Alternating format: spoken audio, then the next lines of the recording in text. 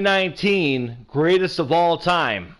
It has come down to father and son, which out of everybody here is insane that it came down to this. If anybody picked this off the get-go, you'd be lying when you saw the list of impressive people who would be involved in this tournament. It's come down to Captain Maniac Mike Rutundo Wyatt versus his own son, the Fiend Bray Wyatt. This is going to be a personal family affair, folks. But we'll see what happens. They're about even in scoring fields. All right, this is going to be personal, I guess. And they lock it up with a collar and elbow tie up first. The story here will... Oh, not a clean break at all. Maniac Mike, known to twisting rules when he had to, forces his son back into the ropes again. Oh, and this time his son returns the favor. Oh, and a right hand, and the Fiend opening up. And Mike's still on his feet. Mike returns the right hand. This is like Thanksgiving at my house. And a body slam. Actually, kind of a modified pump handle slam right there by the Fiends. And a kick to the gut. Alright, and a kick to the chest. And the Maniac Mike still keeps coming. That's one of their... they got great athleticism. They got great resilience, the Wyatt family. I think a lot of people might say that Barry Windham would be one of the greatest performers of all time and one of the biggest predecessors in the Wyatt and Rutundo family. Oh my, the Fiend sent all the way over the top rope by his dad. There's an old saying that goes, just because he might have taught him everything he knows, but he doesn't know everything that he knows. In other words, I'm sure Mike Rutundo has taught his sons the values of wrestling, but I'm sure he hasn't taught them everything he knows. That's what that saying means. There's always something more that the person knows what they teach you. You always keep that little something extra. Oh my, what a right hand. After all that, and a right hand, again, folks, don't worry if there's a double count out, because we don't go by those stupid things here.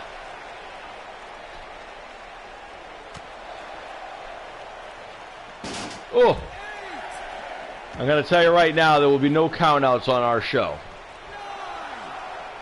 There's a 9 count. Don't worry, folks, we're not going to go by that. There will be no such win on this occasion, folks. Do not hesitate. Do not worry. Do not fret. We don't go by such things on our show. There will be no countouts on this show, folks. We don't have any sayings and the outcomes of a clear win. This Here is your winner, is not a clear win. The Nightmare, Wyatt. All right, no. So, folks, don't fret. Don't worry. This will not be the way it's going to go down. I told you. We get clear winners on our show. There's none of that nonsense. You earn your title. You earn your win, not a count out. So this is going to restart. And there we go.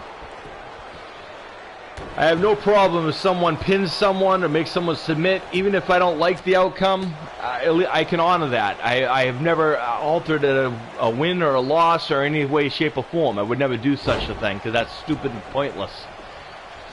But we will not stand for any countouts or disqualifications because we don't honor those in these types of things on Dream Masters.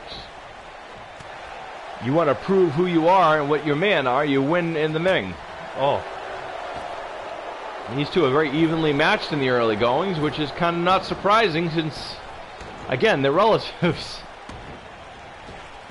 Both, you know, I got to say, though, I don't really remember Mike Rutundo ever wearing a mask. I think that the mask wearing by Bray Wyatt has really caught on with the rest of the family, so to speak. I do know that his brother, Bo Dallas, is actually got a new mask, and he's going through and undergoing a new a new transformation himself. And they've been teaming together for a little while on our show as the winds of change. And I think it's about time they start getting pushed as such. You know, in classics we can do so. As Mike Rutundo sends Bray to the outside.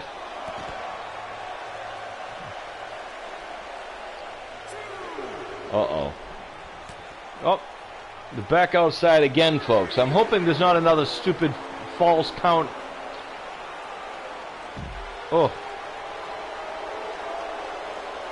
Bo Dallas looks up to his older brother, Bray. And obviously looks up to his dad. I wonder what he's thinking watching this right now. He can't be too far behind or too far away. These guys are very evenly matched. Uh-oh. We saw this is how he beat Matt Hardy earlier. Gets a 1 count. And Mike a little surprised that his son has some oomph left in him. And now measures his own son. And the Fiend gets to his feet. Oh, and it catches him with the clothesline. That clothesline right there was formerly known as the write-off, if you remember the IRS days. Is the write-off going to be enough for the Fiends? Nope, not quite so much. And Maniac Mike might be wondering, hey, I know he's my kid and all, but where does he get this from? And a reversal. And now the Fiend is the one standing, and Mike is the one down, and Mike flips up. Oh, and an axe handle takes him down. Mike's 1 step ahead of his own son. Go figure. And what does this say about the generation that Mike Rutundo is in if Mike Rutundo ends up winning? That would, to me, would be inspiration to all those people out there who are older in the business who say they can't do something just because of how old they are. Age is but a number. It's all down to experience level, and I think Mike Rutundo in general is one of the most underappreciated wrestlers of all modern time. Giving him that goofy IRS gimmick didn't do him good, but gets a 1 count. So I'm not going to lie when I say it's kind of exciting to see Mike Rutundo winning in this tournament in the finals here, because I think Mike Rutundo has every right to be in the finals of any tournament. Mike Rutundo is one of the most talented superstars who ever to grace a ring. And in all honesty, I was a big fan of the tag team. Him and his brother-in-law, Barry Windham, together they made a great tag team. In fact, fun fact, that was actually 2 count only. That was actually, if you guys remember the old Hulk Hogan theme song, which actually Hulk Hogan still uses. He actually stole that music that was originally written for Rutundo and Windham. That song was, the Real American song was actually written for Mike Rutundo and Barry Windham, not for Hulk Hogan. He had his own theme. But, of course, he didn't like his theme, and they were releasing, Mike Rutundo and Barry Windham, so typical WWE, they gave Hogan what he wanted, and he got Real American and a catchy tune, and Mike Rutundo, when he came back, became a taxman, which didn't even have any music. Go figure. So, all honesty, if Mike Rutundo wins right here, I will not be upset about it. I think he deserves to win. But all honesty, if Bray Wyatt wins, he deserves to win. As I always said, that he is one of the most underappreciated wrestlers of modern time. 2, 3, and how about that? Captain Mike Rutundo is the winner.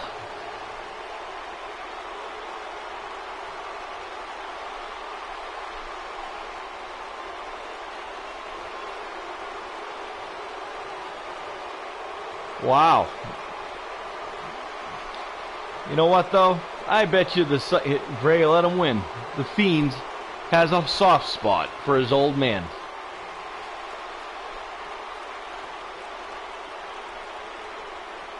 Maybe not. I think the moral of the story is, folks, let's get the official word, first of all. Second of all, I'm just happy we have a clear winner, not a stupid count-out, which would never happen here.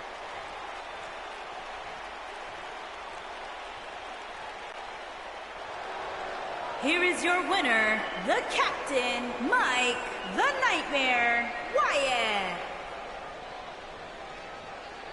So there you have it, ladies and gentlemen. Let's let him enjoy this moment. Captain Mike Rutundo is your 2019 greatest of all time. Only seconded by one Bray Wyatt. All right, folks. Thanks for joining. Thanks for watching. May all your dreams come true. We'll be locked later. Take care. Peace.